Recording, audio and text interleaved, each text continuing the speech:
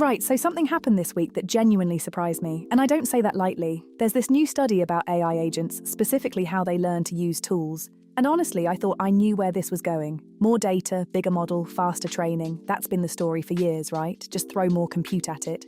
But this one's different. They tested something called DIVE, Diversity in Agentic Task Synthesis.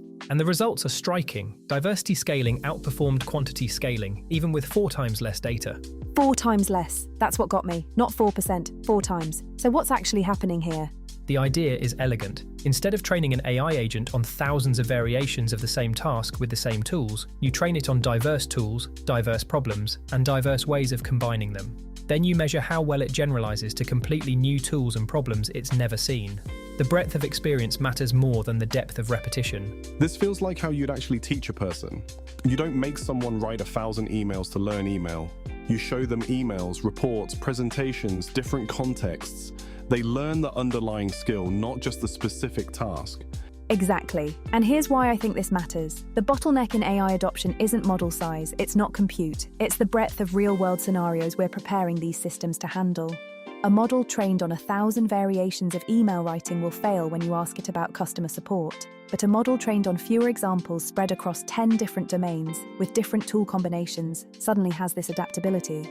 It can think, or at least it can transfer learning across contexts, which is closer to what we'd call thinking than pattern matching. I've seen this with clients. They'll build something that works brilliantly in testing, then put it in front of actual customers and it falls apart because it's only seen one type of interaction. This suggests the fix isn't more training, it's smarter training.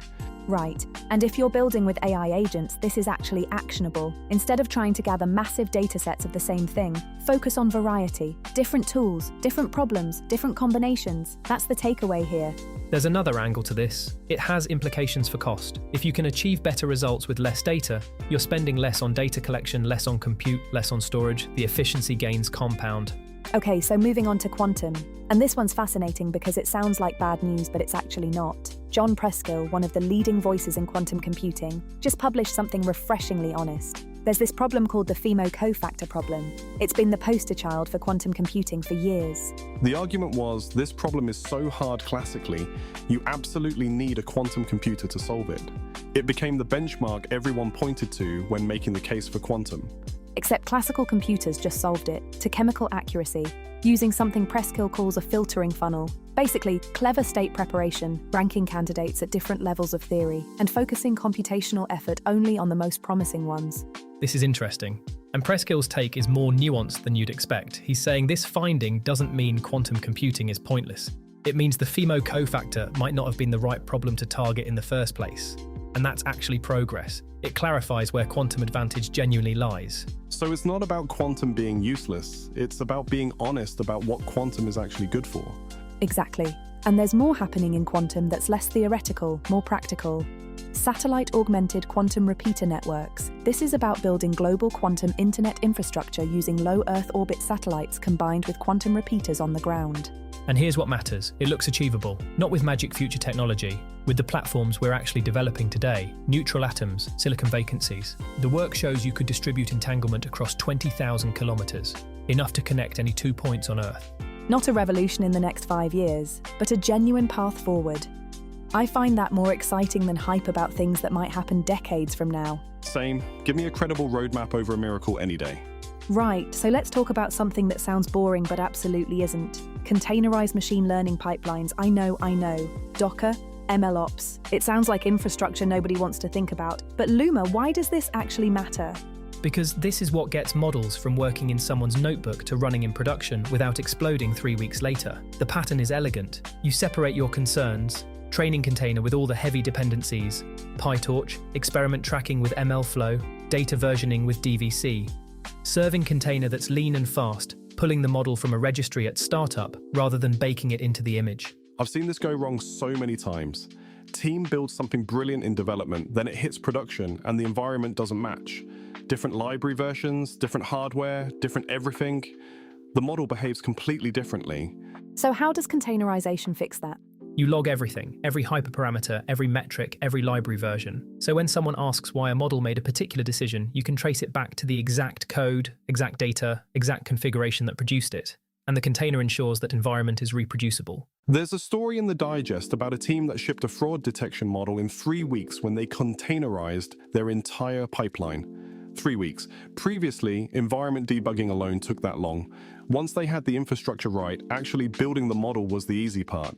That's the bit that always surprises people. The model isn't usually the hard part anymore. It's everything around it. Getting data in, getting predictions out, making sure it doesn't break when someone updates a library. This isn't new technology, it's engineering that actually respects how the real world works. Multi-stage builds that keep images small. Health checks that actually tell you if a model is loaded. A single Docker Compose file that runs your entire ML infrastructure locally in minutes. It's about removing friction. Which brings us nicely to VT 8.0. Same philosophy, different domain. It's a build tool for web development, and I know that doesn't sound exciting, but it represents this consistent push toward removing friction, faster builds, better hot reload, cleaner developer experience. No new frameworks, no paradigm shifts, just steady improvement in the tools that actually let people build things. That matters more than people realize. There's also work on data-oriented design in C++. This is about optimizing how structs sit in memory so the CPU cache works with you instead of against you. Someone showed that reordering a struct's fields reduced memory footprint by 25% and improved performance by 38% on million-element arrays. Just by thinking about alignment and cache lines. No algorithmic changes, pure engineering. That's the pattern across everything today, isn't it? Diversity beats quantity in AI training. Classical computing solved the quantum benchmark through clever thinking. Infrastructure is getting practical. These aren't headline-grabbing breakthroughs. They're progress, the kind that compounds. All right, now let's talk about robotics. And Luma, I know you love these stories. Oh, here we go. Roda AI just emerged from stealth with $450 million in Series A funding. And before you get that look on your face, hear me out. What they're actually doing is different. Go on then. What makes this one different? Instead of having humans teach robots what to do by controlling them remotely or building systems that follow pre-written instructions, they're training robots on internet-scale video. They watch videos of how the world actually moves, they learn physics, they learn what happens when objects interact. Then they train robots using that knowledge. It's called a direct video action model. The robot doesn't just follow a plan and hope it works. It continuously predicts what comes next, takes an action, observes the world and adjusts. Closed loop, responsive, every few hundred milliseconds. So it's learning like a child learns, by watching things happen and building an understanding of cause and effect. Exactly. And here's the bit that made me lean in. They're claiming robots can learn new tasks from as little as 10 hours of teleoperation data. If that's real at scale, that's transformative. They've already demonstrated autonomous operation in production manufacturing environments, real factories, real variability, robots completing component processing workflows without a human standing by. That's not a demo, that's deployment. See, Luma, not scary, actually useful. I'll reserve judgment. There's also Mass Robotics announcing their second physical AI fellowship cohort, backed by AWS and NVIDIA. 9 startups, companies working on farm automation, retail robots, humanoid systems. These aren't research projects anymore. This is about moving from prototypes to actual enterprise deployments. Right, and here's where it gets really interesting. There's this conversation with Simon from TurboPuffer. He spent nearly a decade at Shopify scaling databases, and he noticed something that most people haven't talked about yet. When AI agents start doing real work, they don't behave like the systems we designed databases for. Traditional systems, one query, careful, thought out. The agent waits for the answer, old pattern. New pattern?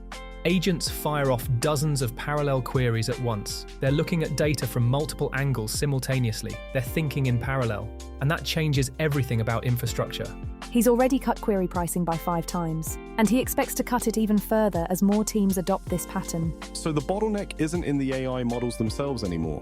The constraint is real-world integration, infrastructure, how fast you can get data to systems that need to make decisions in milliseconds.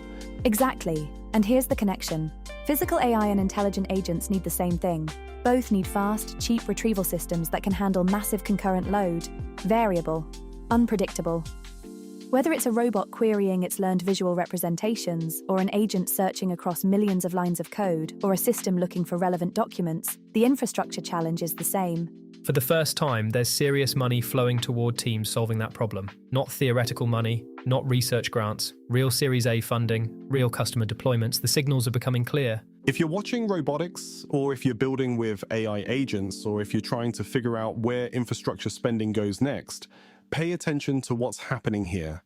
So what's the takeaway from all of this? Diversity beats scale in AI training. Classical computers are solving problems we thought needed quantum. Robots are learning like children. Infrastructure is adapting to agent behavior. The pattern is clear. Clever thinking beats brute force. What do you think? Are we seeing a real shift away from the bigger is better approach? Let us know in the comments below. We genuinely love to hear your perspective on this, and if you want all of this delivered to your inbox every evening, completely free, head to luma.marbl.codes. Links to everything we talked about are in the description. If you're enjoying these conversations, hit subscribe so you don't miss the next one. And if you're thinking about exploring AI work, we've just opened the waitlist for Atlas AI Talent. It's a curated space connecting skilled people with interesting projects. Worth checking out. Thanks for listening. We'll see you next time.